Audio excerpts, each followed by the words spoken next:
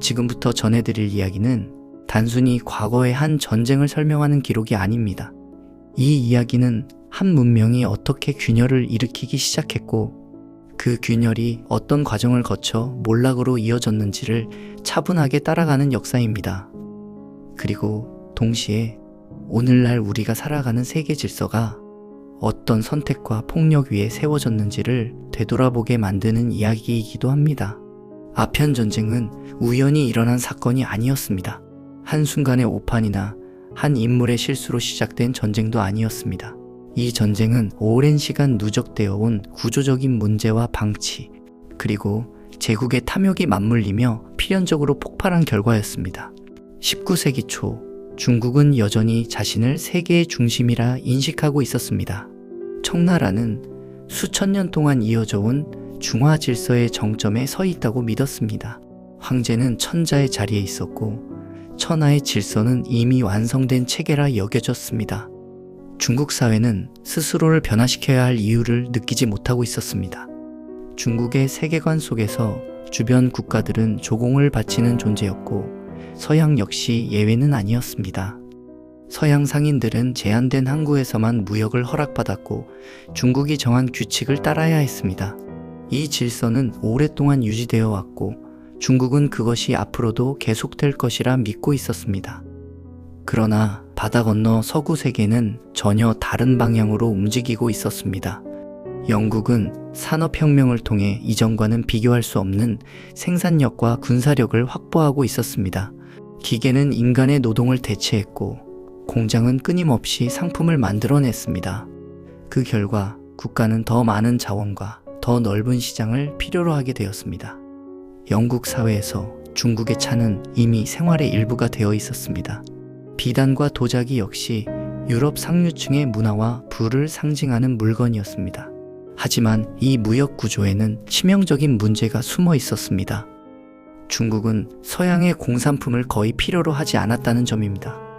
무역은 언제나 중국의 흑자로 끝났습니다. 영국은 그 대가로 은을 지불해야 했고 그 양은 해마다 늘어났습니다. 이는 단순한 상업상의 손실이 아니라 국가 재정과 통화체계 전체를 위협하는 문제로 인식되기 시작했습니다.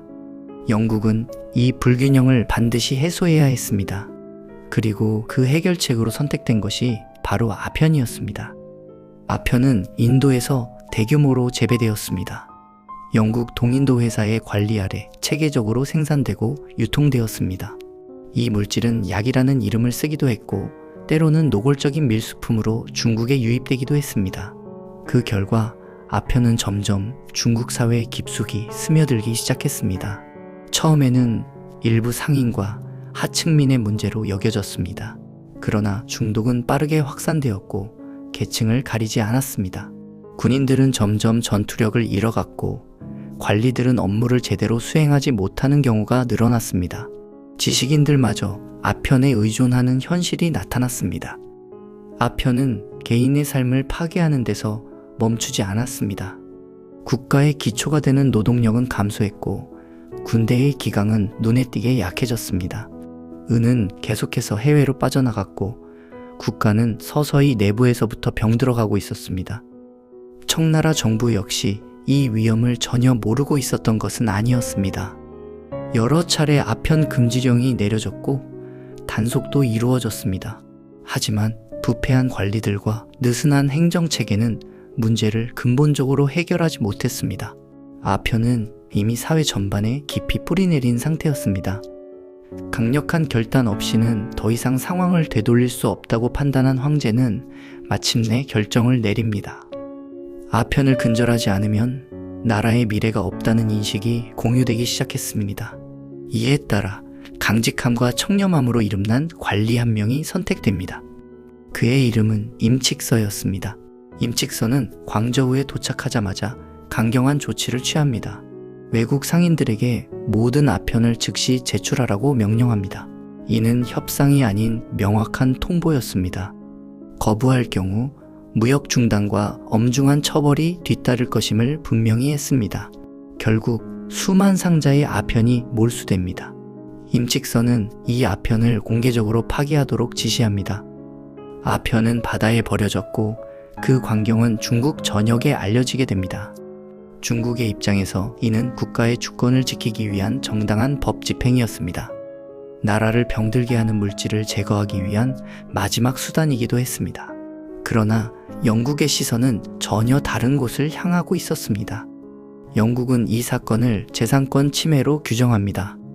무역의 자유를 심각하게 훼손한 행위라고 주장했습니다. 외교적 항의는 점차 강경해졌고 결국 군사적 선택으로 이어집니다. 1840년 영국의 군함들이 중국 연안을 향해 출항합니다. 이 순간 제1차 아편전쟁이 시작됩니다. 전쟁은 시작부터 불균형했습니다. 영국은 증기기관을 장착한 군함과 장거리 함포를 보유하고 있었습니다. 반면 청나라의 해군은 여전히 목재로 만들어진 전통 선박에 의존하고 있었습니다. 장비와 전술, 그리고 전쟁을 바라보는 인식 자체가 달랐습니다. 중국의 해안 요새는 영국의 함포 사격 앞에서 속수무책으로 무너졌습니다. 성곽은 오래 버티지 못했고 병사들은 혼란에 빠졌습니다. 이 전쟁은 용기의 문제가 아니었습니다. 근대와 전근대가 충돌한 결과였습니다. 연안 도시들은 차례로 함락되었습니다. 무역 거점은 빠르게 장악되었고 중국은 대응할 시간을 잃어갔습니다. 전쟁의 흐름은 이미 돌이킬 수 없는 방향으로 기울어 있었습니다. 청나라는 결국 더 이상의 저항이 불가능하다는 현실을 받아들일 수밖에 없었습니다. 1842년 난징 조약이 체결됩니다. 이 조약은 중국 역사상 최초의 불평등 조약이었습니다. 홍콩은 영국에 할양되었고 5개의 항구가 강제로 개항되었습니다. 막대한 배상금이 부과되었으며 외국인은 중국 법의 적용을 받지 않는 치외법권을 얻게 됩니다. 중국의 주권은 이 조약을 통해 처음으로 본격적으로 훼손되었습니다. 그러나 가장 치명적인 문제는 여전히 남아 있었습니다. 아편은 공식적으로 금지되었지만 실제로는 계속 유통되었습니다. 중독은 멈추지 않았고 사회의 피로는 더욱 깊어졌습니다. 이 조약은 결코 끝이 아니었습니다. 오히려 새로운 시작이었습니다. 서구 열강들은 중국이 약하다는 사실을 분명히 확인했고 더 많은 요구를 하기 시작했습니다. 프랑스와 러시아, 미국이 차례로 불평등 조약을 요구합니다. 중국은 이를 거부할 힘을 잃어가고 있었습니다. 주권은 점점 더 잘게 쪼개지듯 잠식되었습니다. 내부 상황 역시 빠르게 악화되었습니다. 세금 부담은 늘어났고 농민들은 삶의 기반을 잃어갔습니다. 곳곳에서 대규모 반란이 발생했습니다. 그 중에서도 태평천국 운동은 국가의 존립 자체를 위협할 정도로 거대한 혼란이었습니다. 국가는 안과 밖에서 동시에 흔들리고 있었습니다. 내부의 혼란이 채 수습되기도 전에 새로운 위기는 또다시 찾아옵니다. 이러한 혼란 속에서 제2차 아편전쟁이 발발했고 이번에는 영국뿐 아니라 프랑스까지 참전하며 전쟁은 한층 더 격화됩니다. 청나라는 이미 전쟁을 감당할 국력을 거의 소진한 상태였습니다. 연합군은 북상하여 수도 베이징에 도달합니다.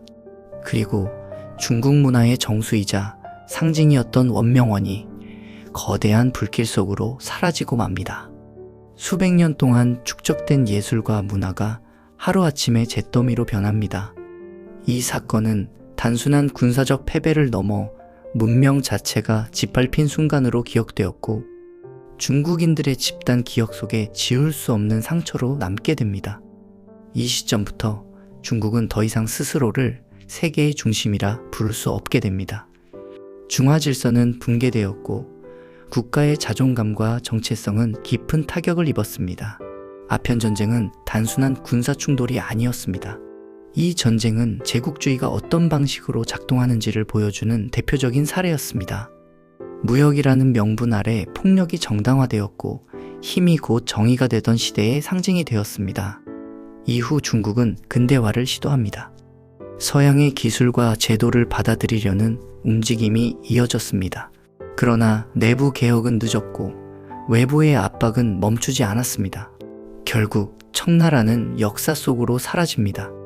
수천 년 이어진 제국은 그렇게 막을 내립니다. 그리고 그 긴 몰락의 출발점에는 아편 전쟁이 있었습니다. 오늘날 중국은 이 시기를 굴욕의 세기라 부릅니다. 아편 전쟁은 그 굴욕의 시작이었습니다. 이 기억은 지금도 중국 사회와 정치 전반에 깊은 영향을 미치고 있습니다. 아편 전쟁은 우리에게 분명한 질문을 던집니다. 힘이 정의를 대신할 때 세계는 어떤 방향으로 흘러가는가라는 질문입니다. 또한 변화하지 않는 문명은 결국 외부의 충격 앞에서 무너질 수밖에 없다는 사실을 조용히 말해줍니다. 역사는 과거에 머무르지 않습니다. 과거의 선택은 현재를 만들고 현재의 판단은 미래로 이어집니다. 아편 전쟁은 그 사실을 가장 극명하게 보여주는 역사적 장면입니다. 제국의 탐욕은 한 나라의 기반을 무너뜨렸습니다. 그로 인해 남겨진 상처는 시간이 흐른 지금까지도 완전히 치유되지 못하고 있습니다.